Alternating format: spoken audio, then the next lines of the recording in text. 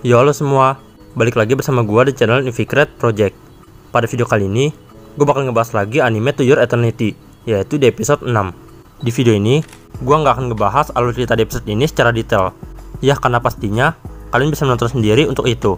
Jadi di sini, gua pengen ngebahas beberapa bagian yang menurut gua menarik buat dibahas. Oh iya, kalian juga bisa menonton anime ini secara legal loh, yaitu di channel YouTube Aniwan Asia. Di sana juga tersedia subtitle Indonesianya. Dan oke lah, nggak perlu basa-basi lagi. Gua akan langsung mulai pembahasannya.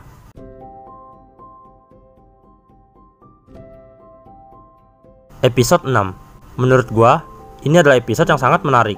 Kita diperlihatkan beberapa hal yang sangat penting bagi Fushi.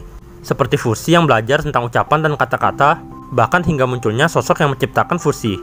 Untuk yang pertama, gua bakal ngebahas mengenai perubahan wujud Fushi yang sekarang ini. Fushi sekarang ini dapat berubah wujud menjadi serigala, anak laki-laki, beruang raksasa, dan terakhir yaitu Machi. Di sini, gue suka dengan pemanfaatan wujud yang dipakai oleh Fushi. Fushi menggunakan wujud-wujud yang dipunya untuk menghadapi kondisi tertentu. Misalnya, wujud serigala yang dipakai untuk melacak bau dan menentukan arah, lalu wujud Machi yang dipakai untuk mencari makanan, serta wujud anak laki-laki yang dipakai untuk kondisi dan situasi normal. Kemudian di sini, kita juga bisa melihat Fushi yang bertemu kembali dengan Pioran. Ini adalah pertemuan yang sangat bagus dan berguna bagi Fushi, karena dengan pertemuan inilah Fushi akhirnya mempelajari tentang kata-kata, ucapan, dan cara hidup sebagai manusia. Ini tentunya merupakan hal paling dasar yang sangat penting bagi Fushi untuk terus melanjutkan perjalanan. Dengan Fushi yang mengerti tentang bahasa, dia bisa dengan mudah berkomunikasi dengan orang lain di sekitarnya. Selanjutnya, tentang sosok yang menciptakan Fushi. Saat Fushi dan Pioran sedang menuju rumah kekasih Pioran, mereka menjumpai makhluk aneh yang mempunyai kekuatan kayu untuk menyerap perubahan wujud dari Fushi. Di sini juga, kita akhirnya mendapat sedikit informasi mengenai misteri kenapa Fushi bisa terlahir di dunia ini. Pencipta Fushi pun muncul dan memberikan beberapa bantuan berupa saran untuk mengalahkan makhluk aneh itu. Dan di akhir, Fushi berhasil mengalahkan makhluk aneh itu. Dan di sini juga, dia mulai paham berbagai kenangan yang berharga yang ia punya. Ini tentunya karena dia telah mendapatkan banyak stimulus yang baru, sehingga dia pun mulai mengerti tentang berbagai kenangan miliknya. Ya, gue tekankan lagi, gue tidak membaca manganya, jadi gue belum tahu lebih tentang siapa sosok yang menciptakan Fushi. Yang pasti di anime, kita masih belum tahu siapa dia sebenarnya. Namun, ini tetap menjadi sebuah informasi berharga.